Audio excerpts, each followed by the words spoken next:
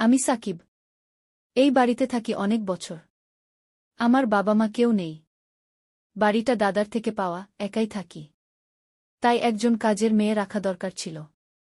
সকালে যখন চোখ খুলে তাকালাম, দেখলাম আমার কাজের মেয়ে দাঁড়িয়ে ছিল বিছানার পাশে। ও মিষ্টি গলায় বলল, ভাত বেড়ে দেব, চা খাবেন? আমি তাকিয়ে রইলাম কিছুক্ষণ। ওর চোখে এক অদ্ভুত চাহনি, মুখটা মায়াভরা। আমি বললাম, তোমার নাম কি? ও বলল, মলি। সেই সকাল থেকেই ওর সঙ্গে এক ধরনের ঘনিষ্ঠতা তৈরি হল। ও কাজ করত, আমি দূর থেকে দেখতাম। ওর গায়ে পাতলা কাপড়। ও যখন ঝাড় দিত তখন বুকের কাপড় একপাশে সরে যেত। ওর কোমর নাচত এক অদ্ভুত ছন্দে। আমি শুধু তাকিয়ে থাকতাম। ও বুঝত, কিন্তু কিছু বলত না। সন্ধেবেলা আমি টিভি দেখছিলাম। ও পানি দিয়ে গেল। হাতটা ছুঁয়ে গেল আমার আঙুলে। একটা ঝড় বইল শরীরে। রাতে ঘুম আসছিল না। ও তখন বাথরুমে শরীর ধুচ্ছিল। বাথরুমের দরজা অল্প খোলা। ভেতর থেকে পানি পড়ার শব্দ, ভেতর থেকে হালকা গলার আওয়াজ। আমি ধীরে ধীরে এগিয়ে গেলাম। দরজার ফাঁক দিয়ে চোখ গেল ভেতরে। ওর ভেজা পিঠ। ওর চুল ভিজে গায়ে লেগে আছে। ওর ঘাড়ে পানি পড়ছে টুপটাপ। আমার নিঃশ্বাস ভারী হয়ে উঠল। তখনই ও হঠাৎ পিছনে তাকাল। আমার দিকে চেয়ে বলল, এত রাতে দাঁড়িয়ে আছেন কেন? আমি গলা শুকিয়ে বললাম, তোমাকে ডাকতে এসেছিলাম। ও আস্তে আস্তে বাইরে এলো। ভেজা গায়ে একটা পাতলা তোয়ালে, চোখে সরলতা, কিন্তু শরীরে যেন রূপের আগুন বইছে। মলি বলল, ঘুম আসে না আপনার? আমি বললাম, তোমাকে দেখে ঘুম আসেই না। ও হেসে বলল, আপনি অনেক একা। চেষ্টা করব আপনাকে একা না রাখার। সকাল থেকে আকাশ মেঘলা ছিল। বৃষ্টি নামল দুপুরে। একটু পরেই ঝরঝর করে পানি পড়তে থাকল। আমি তখন বারান্দায় দাঁড়িয়েছিলাম। ও রান্নাঘরে কাজ করছিল। ও একা শুধু বাসন ধুচ্ছিল। ওর সাদা সালোয়ারটা পুরো ভিজে গেছিল। জানালার পাশে দাঁড়িয়ে আমি দেখতে থাকলাম। ভেজা শরীরের ভাঁজগুলো একদম স্পষ্ট, ওর মাথার চুল থেকে পানি পড়ছিল। ও বারবার আঁচল দিয়ে মুখ মোছার চেষ্টা করছিল।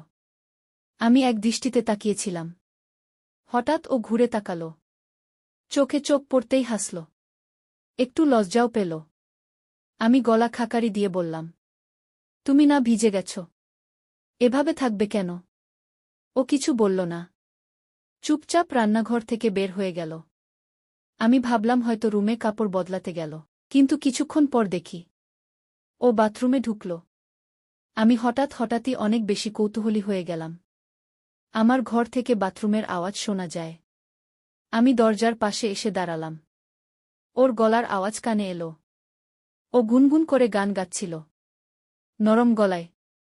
ভিজে শরীরে ও যেন আরও কোমল হয়ে উঠেছিল। ওর কাপড় চোপড় ভিজে ছিল। সেই ভেজা কাপড় খুলে ফেলার শব্দ, বালতিতে পানি পড়ার শব্দ, আর সেই গান। আমার শরীরের ভেতরে যেন আগুন ধরল। আমি দরজার সামনে দাঁড়িয়েছিলাম। কিছু বলিনি, শুধু শুনছিলাম। ওর কণ্ঠে ছিল এক ধরনের ঘোর। পানি দিয়ে গা ভেজানোর শব্দ স্পষ্ট হচ্ছিল।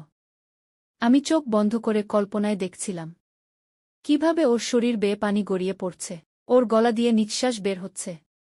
হঠাৎ ওর কণ্ঠে একটা শব্দ এলো, আহ, কি ঠান্ডা পানি! আমার গলা শুকিয়ে এলো। আমি কিচ্ছু বলতে পারছিলাম না, শুধু দাঁড়িয়েছিলাম। বুকের ভেতর কেমন জানি ধকধক করছিল।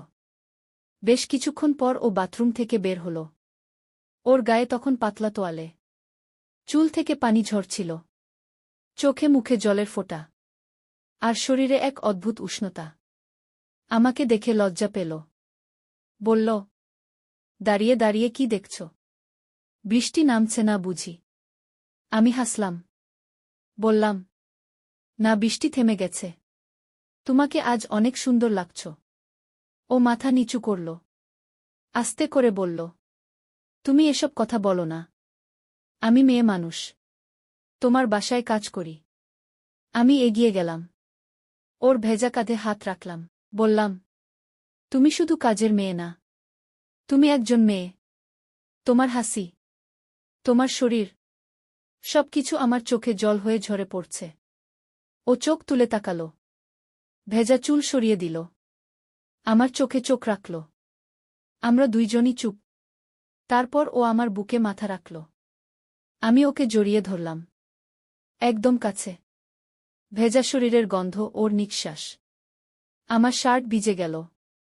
আমি বললাম, তুমি চাইলে সব বদলে দিতে পারো।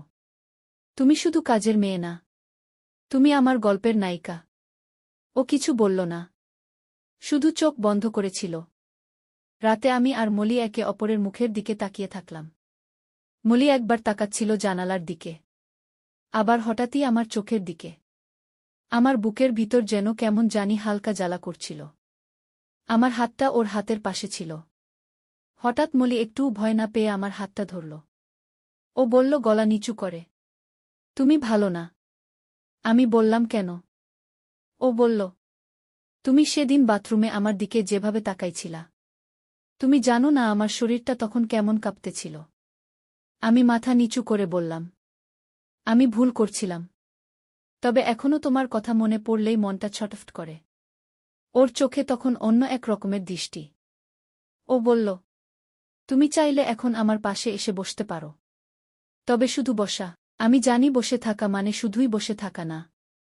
ওর বুকের উঠানামা বাড়তেছিল। আমি ধীরে ধীরে ওর পাশে গিয়ে বসলাম। দুজনের মধ্যে মাত্র 1 ইঞ্চির ফাঁকা। কোনো শব্দ নেই, শুধু ওর নিঃশ্বাস আমার গলার কাছে এসে লাগছিল। আমি খুব আস্তে বললাম, তুমি জানো তোমার গায়ের গন্ধ আমি চিনে ফেলেছি। মলি চোখ বন্ধ করে ফেলল। বলল গলা নিচু করে, তুমি আমার গলা ছুঁয়ে দেখতে চাও? আমি থরথর করে কাঁপতে কাঁপতে ওর গলার দিকে হাত বাড়ালাম। হাতটা ছোঁয়াতেই ওর গা কেঁপে উঠল। ও বলল, এই অনুভূতিটাই আমি চেয়েছিলাম। তুমি যেটা দিবা সেটা কেউ দিতে পারবে না।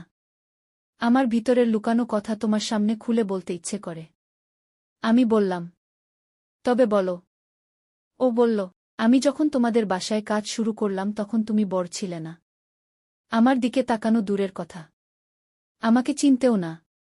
কিন্তু এখন, তুমি যখন বাথরুমে আমায় ভিজতে দেখলে, তখন তোমার চোখে যে ক্ষুধা ছিল, সেই চোখ আমি কোনোদিন ভুলতে পারব না। আমি ওর চোখে চোখ রাখলাম। ও বলল, তোমার মতো কেউ যদি পাশে থাকত, আমার হয়তো বিয়ে করতে হতো না। আমি সারা জীবন তোমার সবকিছু হয়ে থাকতাম। আমি ওর মুখের একদম কাছে গিয়ে বললাম, তাহলে থাকো না, এই ঘরে, এই বিছানায়, শুধু আমি আর তুমি, আর কেউ না। পিউ এবার আর চুপ থাকল না। ও হালকা গলায় হাসল। বলল, তুমি জানো আমি কোথায় কাতুকুতু লাগে? আমি বললাম না। ও বলল, আমার কোমরের একপাশে। তুমি যদি সাহস থাকলে ছুঁয়ে দাও। আমি একটুও দেরি করলাম না। আস্তে করে হাত বাড়িয়ে দিলাম ওর কোমরের দিকে। ও কেঁপে উঠল। বলল, তোমার স্পর্শ আমি অনেকদিন আগে চাইছিলাম। ও আমার গালে হাত রাখল। আমি বললাম, মলি, আজ রাতটা শুধু আমাদের। ও বলল, তবে দয়া করে দরজাটা লাগিয়ে দাও, কারণ আমার বুকের আওয়াজ এখন পুরো বাহিরে শুনতে পাবে। আমি উঠে গিয়ে দরজাটা লাগিয়ে দিলাম। তখন মলি বলল, তুমি কি জানো পরের দিন সকালে আমি কি পরব? তুমি যে আমাকে দেখতে আসবা তাই আগেই সব ঠিক করে রেখেছি। তোমার প্রিয় রং গোলাপি শাড়ি পরব। আমি হেসে বললাম, তুমি যদি চাই তবে আমি আর স্কুলেই যাব না। পিউ বলল, তুমি থাকো শুধু আমার পাশে। এই রাতটুকু, এই ঘরটুকু, তোমার চোখে যেন আমি হারিয়ে যেতে পারি। ও ঠোঁটের কাছে মুখ নিতেই ও কেঁপে উঠল।